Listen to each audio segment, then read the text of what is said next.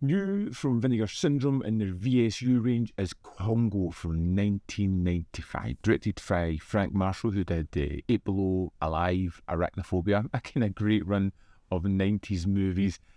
I've always enjoyed Congo. From seeing it in the cinema way back on its release date, I just found it to be incredibly fun. And it was one of those first movies where the reviews really didn't match my opinion. You know, I kind of read the reviews after the fact, and everybody was just piling on this thing, which I found to be incredibly fun.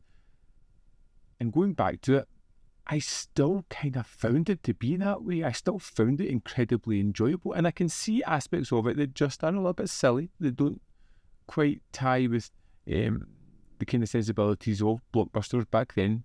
But at the same time, I don't care, because I have an absolute thrill ride and a blast with this one, and it's down to the cast. Amy, want to go home, go home. Taking you home, Amy. Whoa, a talking gorilla. The cast is absolutely fantastic, and I would say it's kind of led by, for me, Ernie Hudson. I think his performance is just incredibly fun. He's given me that kind of action hero vibe that I just love, and he's kind of the character that I attune myself most to watching this one, because he just seems to be having an absolute blast through this one. The story of Congo is ridiculously over the top and silly, but it's just the catalyst to all the fun that's going to happen.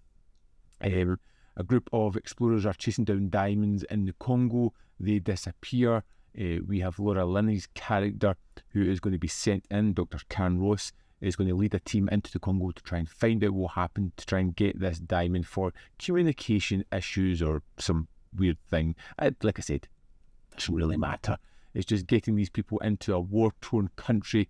And to do that, they have to find an easy way to get in there. And it just so happens that we have this doctor, Peter Elliott, who is returning a gorilla back into the wild, and they kind of jump onto that and sneak their way into the country. But as soon as they get in there, all kinds of shenanigans happen. They meet warlords, they meet angry hippos that are going to kill them.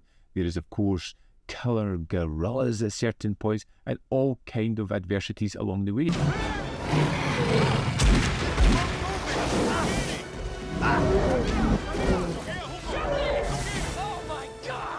It's an adventure film, and it's fun, and it's carefree, and it's wonderfully hokey in certain aspects. There is a thrill ride mentality here.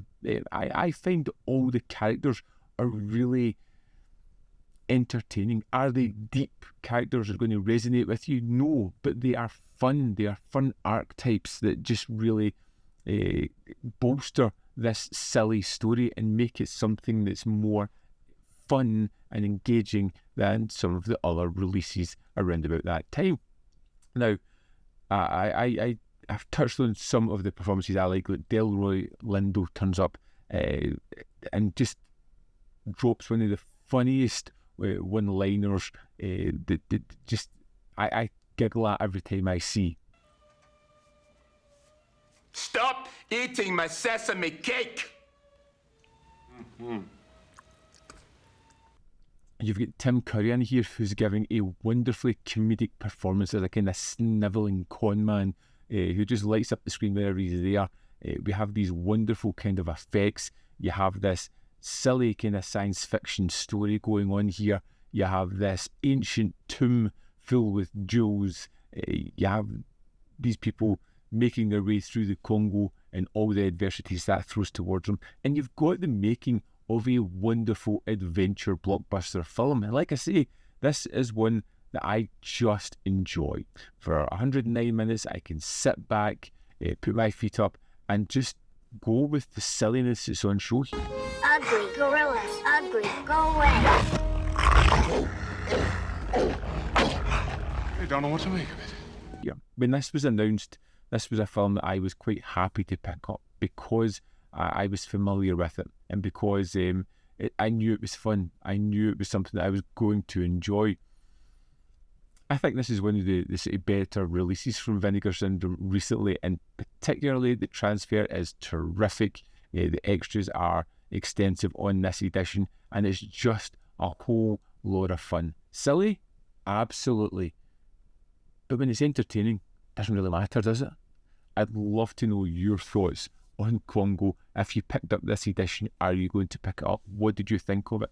Had you seen it before? Was this your first watch? Let me know what you thought of the craziness that was on screen. I'm really curious. As always, there is more content up here. You can see more of my stuff. In the description box below are links to Patreon, membership program, and manbfilm.com. All ways in which you can support me. Thanks for watching, and I'll see you next time.